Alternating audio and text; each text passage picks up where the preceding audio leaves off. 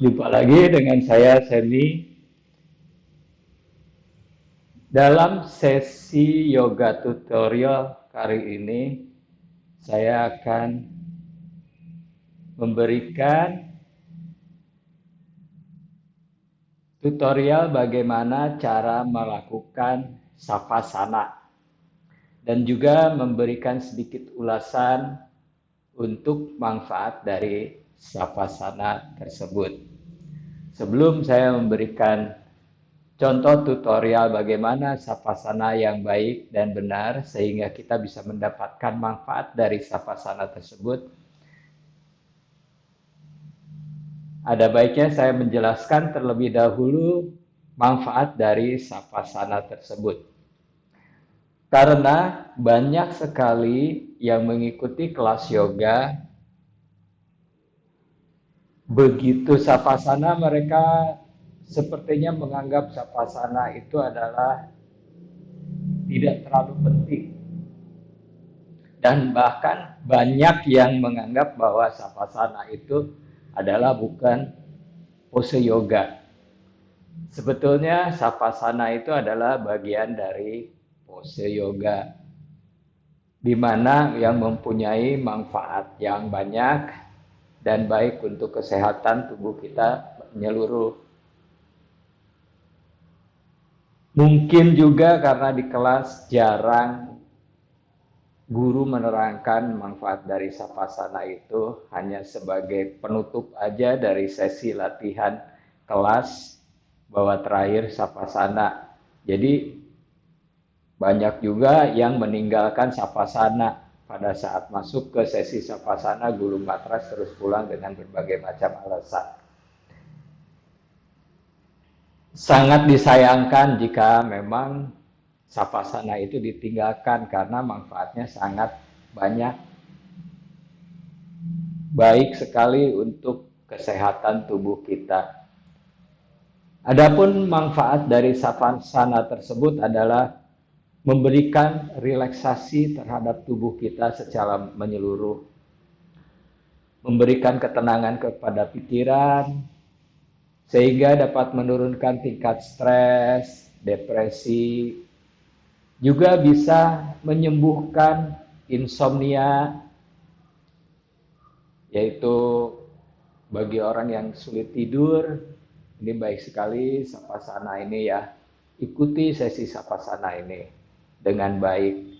Lakukan savasana minimal 5 menit dalam setiap sesi setelah sesi penutup dari latihan yoga.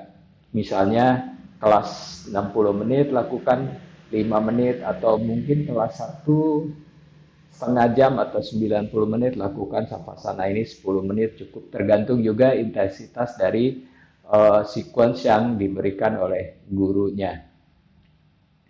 Di samping itu bisa menyembuhkan insomnia, savasana juga akan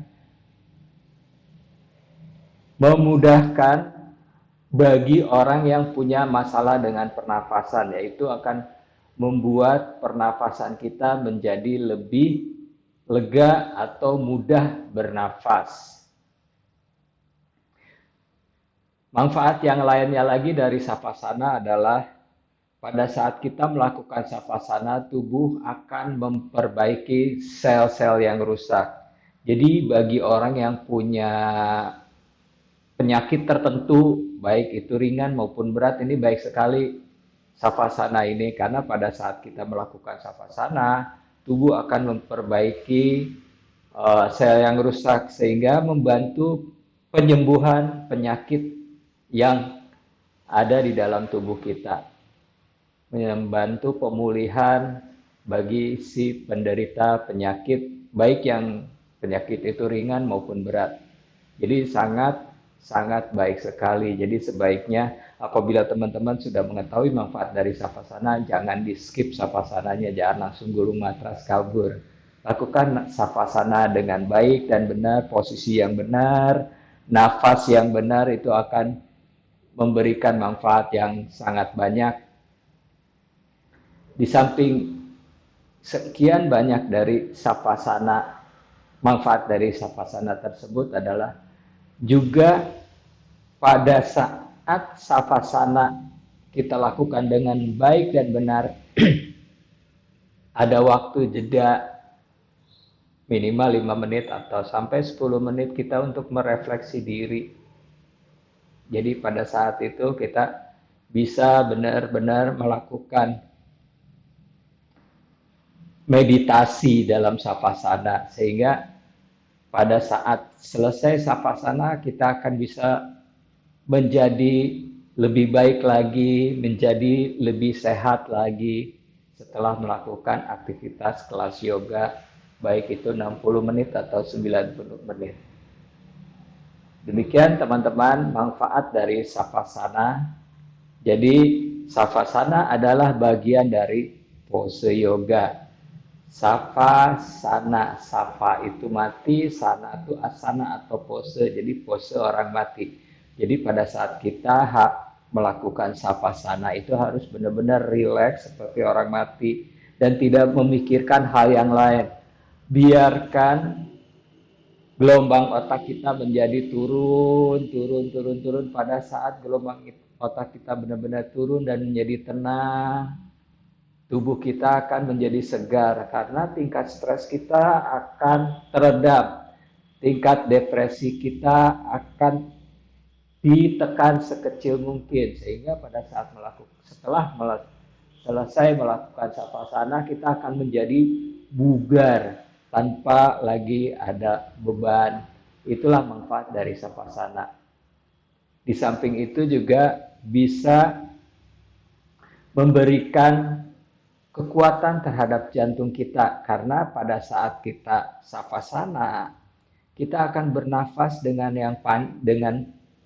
dalam dan buang nafas panjang. Jadi akan membuat jantung kita menjadi detak jantungnya akan menurun, melebarkan pembuluh darah, sehingga ini juga bermanfaat bagi orang-orang yang punya masalah dengan darah tinggi atau darah rendah. Jadi akan sangat baik sekali. Juga seperti yang tadi saya bilang, savasana ini akan membuat orang yang punya masalah dengan pernafasan itu akan menjadi baik, karena pada saat savasana tubuh kita benar-benar rileks dan bernafas yang dalam, sehingga kapasitas paru-paru menjadi bertambah.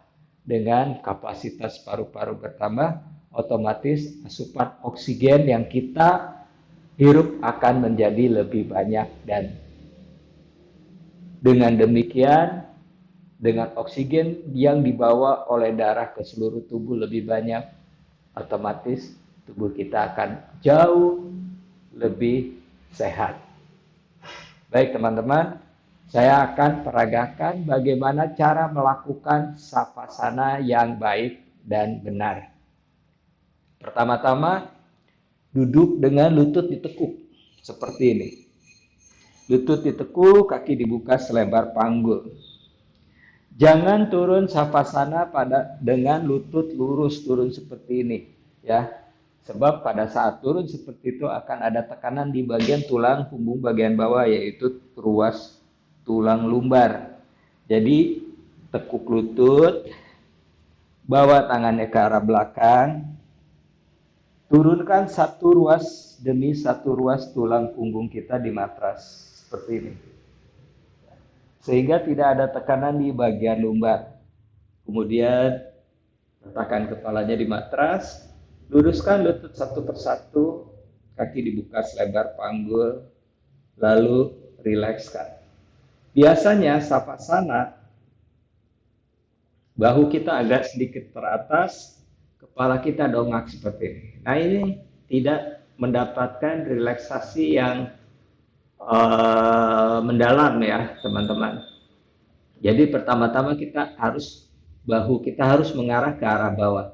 Caranya adalah tekan siku sedikit, dada diangkat, putar bahunya ke arah bawah seperti ini.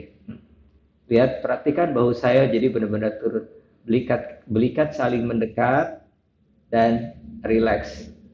Lalu angkat kepala, tundukkan sedikit, turunkan. Sehingga bagian leher ini tidak ada tekanan, benar-benar rileks. tidak dongak. Sebab saat kita mendongak, sering kali tekanan ada di ruas leher belakang. Itu pun tidak baik ya, bisa menyebabkan pengapuran di sendi tulang leher. Terus apabila tidak nyaman di sekitar panggul, lutut tekuk kembali, angkat bokong, skup tulang ekor sedikit, turunkan. Lalu luruskan kembali lutut satu persatu, kakinya dibuka selebar panggul. Jadi di sini benar-benar rileks. Bagian bahu rileks, leher rileks, kemudian sepanjang tulang belakang juga rileks karena tidak ada tekanan di bagian lumbar. Biasanya pada saat melakukan savasana bagian lumbar atau punggung bagian bawah itu ada tekanan karena kita tulang ekornya sedikit menekan ke arah matras. Dengan diangkat tulang bokong tulang ekor sedikit kemudian turunkan. Yang terpenting adalah lengkungan di bagian tulang belakang atau tulang lumbar itu tetap harus ada cekungannya, tapi cekungan normal tidak terlalu tinggi. Setelah tubuh benar-benar rileks, lalu mata dipejamkan dengan lembut, tidak ditekan oleh kelopak mata. Kedua bola mata memandang ke satu titik, yaitu titik di antara kedua alis mata. Naik satu jari ke atas, tepatnya di cakra keenam, Ajna Cakra. Wajah lembut, tidak ada ketegangan di sekitar wajah. Kemudian bahu, lengan atas, lengan bawah hingga jari tangan rileks. Biarkan jari tangan ini sedikit tertekuk ke arah atas. Tidak diluruskan seperti ini, tidak dibentang. Sehingga kalau dibentang begini kita tidak rileks. Jadi benar-benar rileks normal. Akan sedikit tertekuk ke atas. Sepanjang tulang belakang dari leher hingga tulang punggung bagian bawah terasa rileks. Relaksan seluruh otot. Lalu panggul, paha, betis hingga jari kaki rileks dan biarkan kaki ini terbuka ke kiri dan ke kanan secara alami atau secara normal. Tergantung dari tubuh kita fleksibel atau tidak. Kalau fleksibel, dia akan lebih terbuka lagi. Jika terlalu terbuka, misalnya tidak nyaman, boleh kakinya sedikit dirapatkan. Cari senyaman mungkin sehingga kita bisa mendapatkan relaksasi dalam savasana ini benar-benar dalam.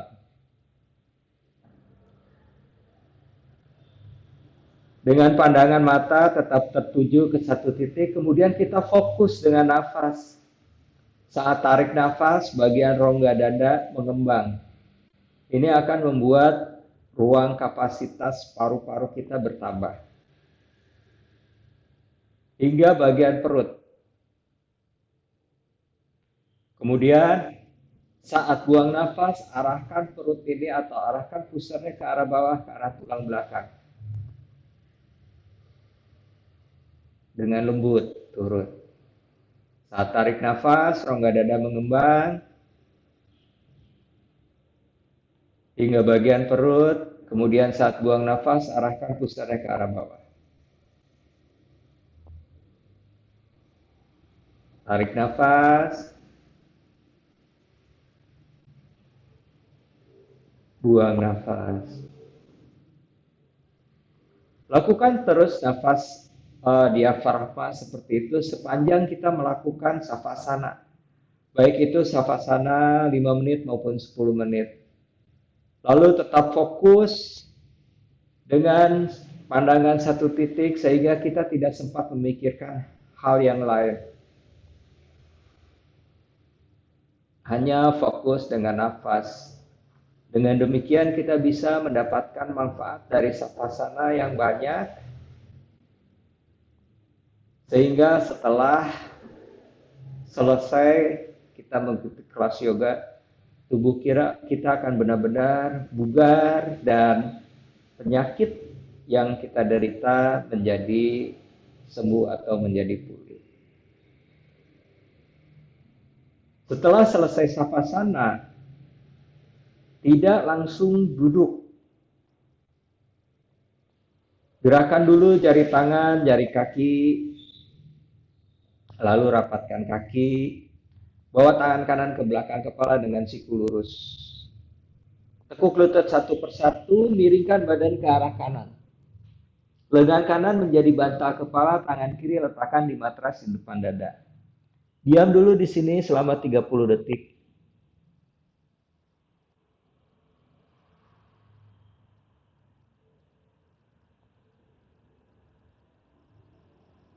Kemudian setelah 30 detik, perlahan bangun dengan kepala naik paling akhir. Kepala naik paling akhir adalah untuk mencegah tekanan ke arah kepala secara mendadak. Kemudian duduk, silangkan kaki, letakkan tangan di atas lutut, panjangkan punggung ke atas, mundurkan ke arah belakang, bahu rileks. Kembali atur nafas minimal 30 detik di sini. Dengan tarikan dalam, buang nafas, perlahan panjang.